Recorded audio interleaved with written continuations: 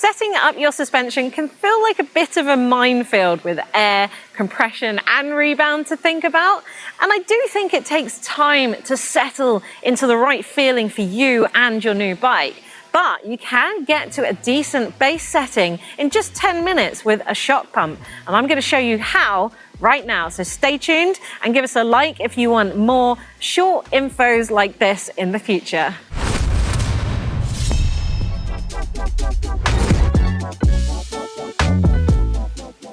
So setting up your sag will be the first thing you'll need to do, and possibly the most important thing as well.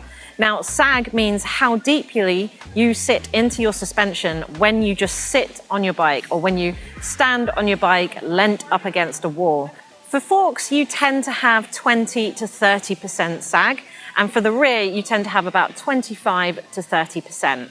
Generally, your manufacturers will give you a recommendation. So for example, your forks might say that you should run 30% sag, or it might be a personal preference. You might want it slightly firmer or slightly cushier. So you will either go to the lower end of the percentage for firmer or to the higher end of the percentage for a more cushier feel. Often the manual for your rear shock or for your fork will give you a weight chart, and it will tell you how much air pressure you need to put into that system in order to match your body weight. But this is very much a guide, and what I will say is measuring it is far more accurate, and you won't have to compete with their opinion of how a shock works, or you won't have to weigh yourself either. You can then put your backpack on and all your kit, sit on your bike and see how much that bike sinks into the travel.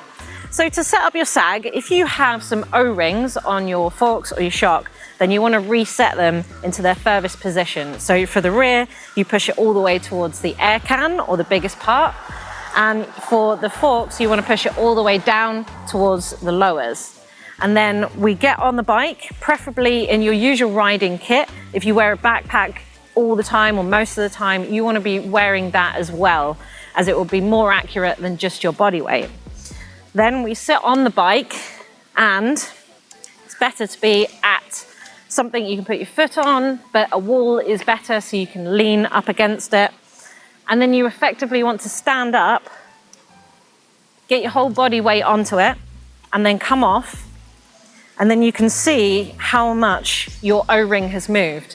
Now, if you have a measuring tape or perhaps some calipers, you can measure how much it's moved by, and then divide that by the full travel. And that will give you a percentage, which will help you work out whether you have chosen the right amount of air. Now, if you're lucky like me in that you have rock shocks, they might actually have the percentage sag measurements written on the side. So here in my forks, it looks like I'm running about 25 to 30% sag. And then in the rear, it looks like I'm running 30% here. So you might want to even that out. I might want to put some more air in the rear to match the front, or I might want to let out a little bit of air so that they're both 30%. Either go with the manufacturer's recommendations, or if you know you want something cushy, stay towards the 30%. If you want something a little more firm and poppy, go towards the 20 to 25%. So compression just means how easy, effectively, it is for your forks or your rear suspension to compress. And you'll see a plus and a minus on your dials. Usually compression on forks is up at the top right. And with shocks, sometimes it could be hidden away, but often compression is blue and rebound is red. So once you've got your sag and your air measurements perfect, then if your suspension feels too firm or too soft, it's probably something you need to be playing around with in the compression or the rebound, more likely compression. So compression is compression damping. So if you're going towards the plus, you're adding more damping, which is more resistance, and it will feel firmer. So rebound is how easy, effectively, it is for your suspension to return to its full stroke after compression.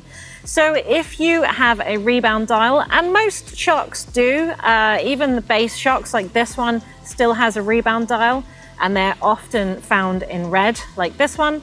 On your forks, it's usually underneath your fork. Sometimes it's under a cap that you need to remove. And again, you're looking at that plus and minus arrow. If you're going towards the plus, you're adding more rebound damping, which makes it harder for it to return back to its original form. And less means it's easier. You might find that if you're a heavier rider, you will activate a lot of energy into compressing your shock, and then it might rebound quite quickly. So you might want more rebound damping than is recommended. Whereas someone like myself, who's a lighter rider, won't activate that shock that often or that easily. So I might want less rebound damping so that it speeds up that return. Either way, you're going to need to play with it because it can be a personal preference. Often you'll see a little tortoise and a little rabbit instead of a plus and a minus when it comes to rebound. So the rabbit is making it faster or less rebound damping, and the tortoise is making it slower or more rebound damping. Also, if you've got high-end suspension, which separates out your, say, compression into high speed and low speed, then this can really fine tune towards your style of riding. So high speed compression is your forks compressing under high impacts, like big square edge hits or coming off of a jump. So when your forks activate quickly. Low speed will be when your forks activate or compress slowly. So that might be applying the brakes and just moving forward, or it might be going into a corner and just sinking into your suspension somewhat. And that applies for rebound. You can get high and low speed on that as well.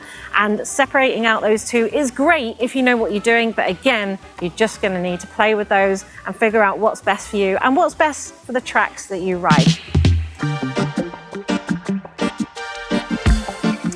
And finally, okay, this isn't within those 10 minutes, but you will need to test this out. This is like the most important thing to do, and you shouldn't try and save time on it. You need to go and ride your bike. Go to your favorite trail, ride it a number of times, just for half a day, and try it. See what you feel like on your bike, and try adding more clicks or adding less, maybe 2 at a time if you've got a lot of clicks, and see which way you prefer. See if it makes it worse if you add damping or if you take it off, and try it, because there will be personal preferences as well as the base settings that you've set up. Well, hopefully that's got you some way towards setting up your bike and it feeling really good. But don't be worried if it takes a couple of months to get it all perfect. Myself and even the pros out there can take some time to set this up. But yeah, let me know how it goes down in the comments below. And if you feel like you might want to start using tokens in your suspension, then check out my other video that changes tokens in 5 minutes, and that should help you too. Anyway, I'm going for a ride.